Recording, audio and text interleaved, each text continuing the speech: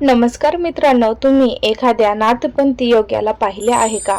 जेव्हा दोन नाथ योगी एकमेकांना भेटतात तेव्हा ते हात जोडून म्हणतात, आदेश आदेश. पण तुम्ही कधी विचार केला आहे का, ते नमस्कार किंवा रामराम का म्हणत नाही? ते आदेश हा शब्द का वापरतात? या शब्दाच्या मागे कोणते रहस्य दडले आहे? आज आपण एक सुंदर कथेद्वारे या आदेश शब्दाचे सर्वात मोठे गुपित जाणून घेणार आहोत. हा व्हिडिओ पूर्ण ऐका, कारण आज तुम्हाला नाथांच्या गूढ विश्वाची सफर घडणार आहे.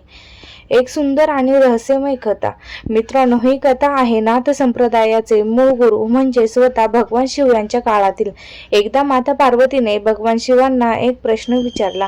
माता पार्वती म्हणाल्या, हे देवाधिदेव महादेव, या सृष्टीच्या निर्मितीपूर्वी जेव्हा काहीच नव्हते तेव्हा तुम्ही कोणाचे ध्यान करत होता आणि तुम्ही कोणाला नमन करत होता? हा एक प्रश्न ऐकून भगवान शिव शांतपणे हसले आणि त्यांनी माता पार्वतीला एक अत्यंत गूढ रहस्य सांगितलं.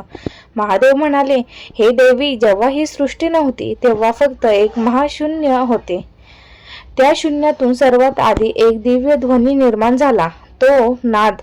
तो ध्वनी म्हणजेच आदेश होता.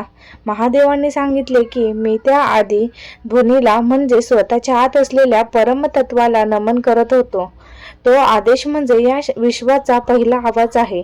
त्यानंतर महादेवांनी हे गुपित मच्छिंद्रनाथ आणि गोरक्षनाथांना दिले आणि तिथूनच आदेश म्हणण्याची ही पवित्र परंपरा सुरू झाली. आता समजून घेऊया या शब्दाचे नेमकी कोणती जादू आहे. सर्वसामान्य भाषेत आदेश म्हणजे आपण ऑर्डर किंवा आज्ञा समजतो, पण नाथ संप्रदायात हा एक महामंत्र आहे. या शब्दाची फोड 3 अक्षरांमध्ये होते, आ प्लस दे प्लस श. पहिले अक्षर आहे आ. आ म्हणजे आत्मा जो आपल्या शरीरात आहे. दुसरे अक्षर म्हणजे दे. दे म्हणजे देव किंवा जीवात्मा जो निसर्गात आहे. तिसरे अक्षर आहे श. श म्हणजे शिव जो सर्वोच्च परमात्मा आहे.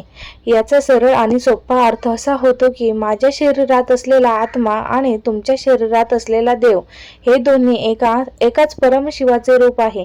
म्हणजे जेव्हा एक नाथ योगी दुसऱ्याला आदेश म्हणतो तेव्हा तो व्यक्तीला नाही तर समोरच्याला शरीरातील शिवतत्वाला नमस्कार करतो.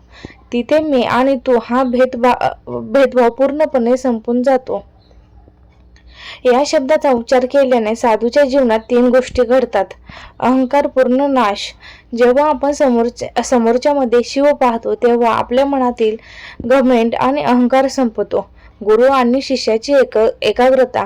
जेव्हा शिष्य गुरुसमोर आदेश म्हणतो तेव्हा गुरूंचे ज्ञान आणि शिष्यांची बुद्धी एक होऊन जाते. अलख निरंजनची अनुभूती. हा शब्द योग्याला आठवण करून देतो की तू कोणी सामान्य माणूस नाही तर शिवाचा अंश आहेस.